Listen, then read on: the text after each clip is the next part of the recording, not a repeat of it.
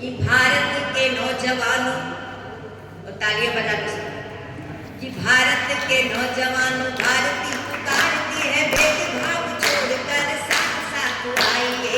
भारत के नौजवानों भारती पुकारती है, भेदभाव छोड़कर साथ साथ आइए।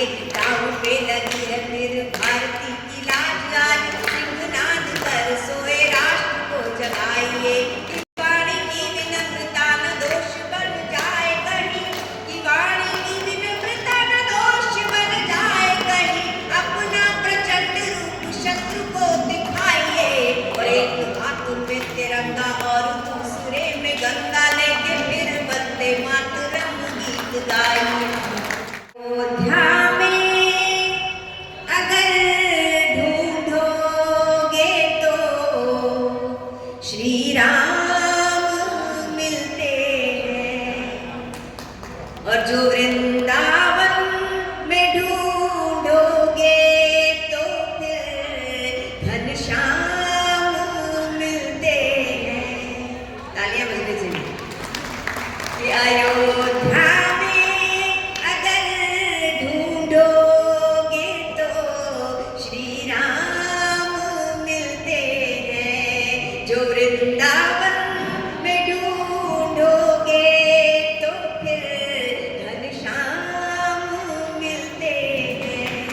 और अगर काशी में ढूंढोगे तो भोलेनाथ मिल जाए, मगर माँ बाप के चरणों में चारों धाम मिलते हैं। और जितने भी नए लोग हैं उनसे कहती हूँ कि नए की चाह में रिश्ते पुराने तोड़ मत देना, और तरक्की खूब करना पर किसी को मोड़ मत देना। और बुढ़ापे में पड़े उनको जरूरत जब सहारे की, कभी माँ बाप को तुम बेसहारा छोड़ मत देना। और भले चूड़ी भले पायल भले ना हार देना तुम, जन्मदिन पर भले मत कीमती उपहार देना तुम। और भले बंगला भले पैसा भले ना कार दे पाओ, मगर बच्चों को जीवन में भले संस्कार देना। और अभी हम जिस स्थान पर हैं, हम भोजन करने गए तो वहाँ एक नारा लिखा हुआ था, उतना ही ले थाली में ना बहाना व्यर्थ में जाए नाली में। मैंने एक मुक्तक लिखा है, शायद यहाँ के लोगों के भी काम आए और सबके काम आए, कि अमीरी की किताबों में फसाना तक नहीं मिलता, और सिवा फुटपाथ के कोई ठिकाना तक नहीं मिलता। और भरी थाली में तुम पकवान झूठे छोड़ देते हो, भरी थाली में तुम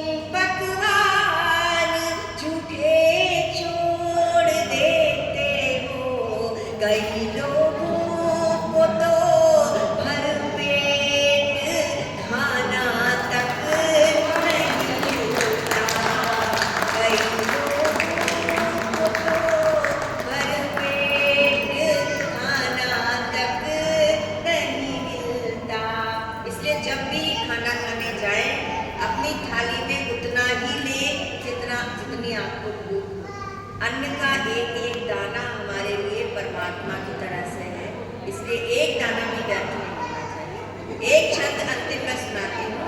भारत के नौजवानों से अपील करके मैंने ये छंद लिखा है, सुनिए। जी, स्वागत। कि भारत के नौजवानों भारती का एक बात और मैं कहना चाहती हूँ। यहाँ मैंने जो काव्य पाठ सुने ना, सबने बहुत अच्छा सुनाया, लेकिन जैसे अरुण जी ने कहा ना कि लिखना अलग बात होती है और उसे प्रस्तुत करना भी आना चाहिए।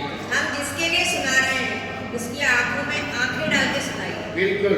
ऐसे नहीं कि हम सुना रहे हैं, हम नीचे देख के सुना रहे हैं। तो आप सुना किसके लिए रहे हैं? आप सामने श्रोताओं के लिए सुना रहे हैं। तो ऐसा करिए कि मंच के जो श्रोताओं की जो अंतिम पंक्ति है, उस अंतिम पंक्ति के व्यक्ति को देखकर सुनाइए। आगे के लोग तो कवर हो ही जाएंगे, पीछे वाला भी आपकी बात सुनेगा, तब आपकी बात लोगों तक पहुंचेगी। तो आगे आप जब भी सुनाए ना, आपकी रचना आपने बहुत मेहनत से लिखी है। जोरदार तालियां हो जाएं इस बात पे, लगे एक माहौल, एक उत्साह सा हो। आपकी रचना आपने बहुत मेहनत से लिखी है, बड़े परिश्रम से लिखी है। ये बात आपको कोई बताएगा नहीं, मैं फ्री में बता रही हूँ कि आपने बहुत परिश्रम से लिखी है। और कहते हैं कि सरल नहीं है कविता लिखना, पूछो हम फनकारों से। कि सरल नहीं है कविता लिखना, पूछो हम फनकारों से। हम सब लोहा काट रहे हैं कागज की तलवारों से। तो जब हमने इतनी मेहनत से, इतने परिश्रम से, इतने भावों से कविता लिखी है, तो हमें सुनाना भी उसी भाव से चाहिए। हम प्रेम की कविता सुना रहे हैं और मुंह लटका के सुना रहे हैं, तो जब हम ही आनंद नहीं ले रहे सुनाते समय, तो श्रोताओं को कैसे आनंद आएगा? इसलिए सुनाते समय ध्यान रखें। ये वो टिप्स हैं, आप लोगों को सीखने की टिप्स हैं, ये देख लीजिए। हमारे सामने जितने लोग हैं ना, उनको समझ में आना चाहिए। दूसरी बात, एक बात और कहते जरूर। दूसरी बात ये कि बहुत सारे लोग कहते हैं कि हमारे जितने भी नामी कवि हैं वो हमें आगे नहीं आने देना चाहते, हमें रोकना चाहते हैं। बहुत बार मैं पढ़ती हूँ कि हमें रोकना चाहते हैं, लेकिन संसार में खुशबू को कोई मुट्ठी में बंद करके आज तक नहीं रखा है। जिसमें प्रतिभा है, जिसमें लगन है, जिसमें समर्पण है, वो आज नहीं तो कल आगे आएगा ही आएगा। और आजकल तो सोशल मीडिया है, आप सोशल मीडिया पे डालिए, आपको अगर आपकी रचना में दम है, आपकी प्रस्तुति में प्रभावशीलता है, तो आपको कोई नहीं रोक सकता। हाँ, लेकिन ये भ्रम अपने मन मस्तिष्क से निकाल दीजिए कि आपको कोई रोकने वाला है। बल्कि हर मंच पर हर कवि को अच्छे कवि चाहिए होते हैं, तो बुलाना चाहते हैं अच्छे कवि, लेकिन कई लोगों को ये पता नहीं होता कि किस मंच पर कौन सी कविता सुनानी है। जी को आमंत्रित करती हूँ।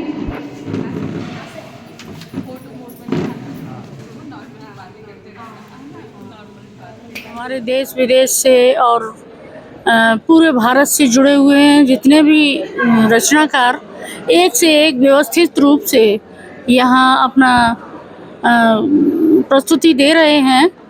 और सभी में सहयोग की एक भावना है, कुछ ऐसी जगी हुई है कि किसी को किसी से कोई आपत्ति नहीं है।